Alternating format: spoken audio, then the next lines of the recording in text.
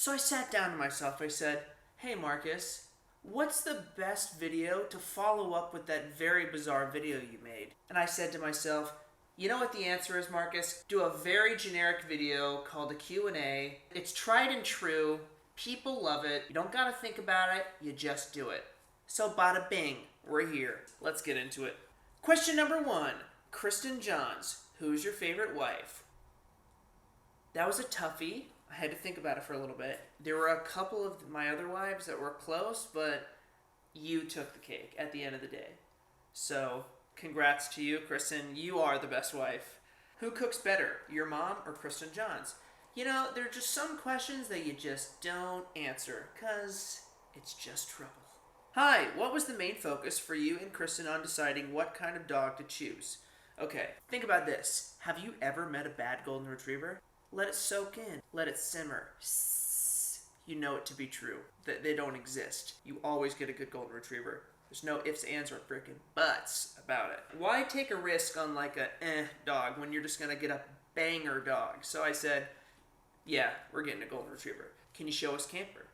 Hey, you're special, aren't you? You're special, you're special, you're special. What was your favorite vine you ever created? I don't know why, but my favorite one is when you were giving people the squirts. That one is this video. This is called Giving People the Squirts. Ooh, oh, sorry. I'm so sorry. That was a video about something I actually did on a regular basis back in Florida. I would just squirt on people all the time. So I was actually driving down the highway, and I forgot to latch my hood because I was working on my Jeep that morning. I was on the way to school, and out of nowhere, the freaking hood just goes kapoof. It pops up while I'm driving. I couldn't see. I was like, oh, shoes! And I pulled over to the side of the road, and my hood got hyperextended and cracked like the little grill part in between your hood and your windshield, which is consequentially where the windshield wiper was. It started spraying out the windshield wiper juice to the side. It just happened to perfectly break in that manner, and I was like, okay, I'm going to leave it like this. That's the one she's talking about. My favorite vine, I think the most epic one I ever did was the one with my dad, the skateboard dad one. And it had nothing to do with what I did. It was just my dad was such a baller, and it was received so well that I think it just will always live to me as like one of my greatest vines, because my dad is so insane. And that was real. This vine right here. Yeah, I used to ride skateboard. My dad has said, what? Bada bing, next question. I'm freaking blowing through these, dude. What's your favorite thing to do with Kristen Johns? Next question. What's your favorite activity to do when you have a day off or free time? I have a lot of hobbies. Let me list through a bunch of them really, really quickly. Work on my truck / Jeep, whatever car I have at the time. I have a really bad habit of not keeping cars for a long time because I get bored of them and I just have to like get another one. I'll sell it and I'll just get another one. I just keep flipping cars. That's like kind of a side hustle that I do. Except I don't make money, so it's not really a hustle. So I like working and building things. I have a little 3-wheeler that I like. I have 2 3-wheelers in Florida, but I have a little 3-wheeler here in California that I actually haven't had time to romp. I really, really want to get a boat because I have an affinity for rivers. I love rivers and I love camping. I just love whitewater and rafting and anything that has to do with rivers. I love doing that. I love my electric bike. I've built like 3. We're working on my 4th electric bike now. We're building one for my dad. I love Ultimate Frisbee. I play in a summer league here. I used to play at Florida State. Ultimate Frisbee is like my favorite sport, one of my favorite things to do. I love doing things that no one has done before, which is impossible to come across, but things that few people do. If I feel like I'm going on a journey or I'm doing something, here's how I'll describe it. I love to reinvent the wheel. If someone's invented something, I want to just kind of reinvent it in a very bad way and see if I can make it happen. For example, people whitewater raft. I like to get on a blow-up mattress and see if I can go down that same river. Yeah, these are bad examples, but you get my drift. Also, guys, here's a side note. It's time for a side note. Get ready for a rant. You're going to learn very quickly that I have a very, very weird, large vocabulary of fake cuss words and just weird phrases. Because I never put that out there, but I say shiz, funky duck. That's, the bad one. That's the big kahuna. I say funky duck, or flip, shiz, shaz, shoes. There's a ton of different ones that I'll say for the word. Dang, darn it, dag nabbit. I call people weird things also. If I'm talking to you, I'll see something. I'll see a small plate on a table, and I'll just be like, yeah, what up, tiny plate? And I'll just start calling you tiny plate. It doesn't make any sense. I'll just do that. So you'll start to pick up on the lingo and the weirdness. Maybe I'm hyping this up more than it is, but I think you are going to be a little bit bizarre about what the flip's going on. There we go. 2 examples, right in the same sense, and that wasn't contrived. Okay, where did you meet Kristen Johns? I met Kristen at church. There's a video about how we met. I'm sure we've talked about this a ton of times, but the quick answer is my sister was friends with Kristen. She was going to a Bible study with her, and Shelby, my sister, hooked us up together to meet at church. And then the rest is history. What started the Sauces Vines? The Sauces Vines actually, I literally came up with the vine on the spot. A lot of times I would do this. I would just film myself and just try to do something wacky and whatever, and something would come out of it. 99% of the time, nothing would happen. It would just be terrible, and I'd delete it. But this time, I was just walking, opened up the fridge, had the thought in my head as I was doing this. I promise you, one take, saw all the sauces, and went, sauces. Like, that was just a thought that happened in my head, and I happened to just, blurt it out, and then people loved it. Which, by the way, a side note. It's time for a side note. Get ready for a rant. I think people are funniest, and I'm funniest when I'm not thinking about it, when I'm not trying, when I'm just naturally letting things explode out of my mouth. I think that's probably the time where I'll be funniest, but also where, you'll get in trouble. Which also brings me to a side note. It's time for a side note. Get ready for... Side note. I'm going to say things I know for sure on this channel that are going to offend people, and that people aren't going to agree with. I'm going to mess up. I'm going to do something that's not good. I'm not going to be a good example, even though I strive to be and do all of these things. I strive to be good. I strive not to offend people. But I strive to be real at the same time. And while being real, you're going to offend people, and you're going to mess up. You know what I mean? And I think that it's important for you guys to know that,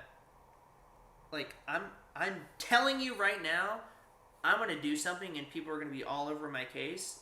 And I am going to practice myself grace and forgiveness to other people as much as I can. And I think it's very important to really forgive people on social media, on people on YouTube, famous people who aren't famous, your coworkers, your friends, your family, to give people second chances.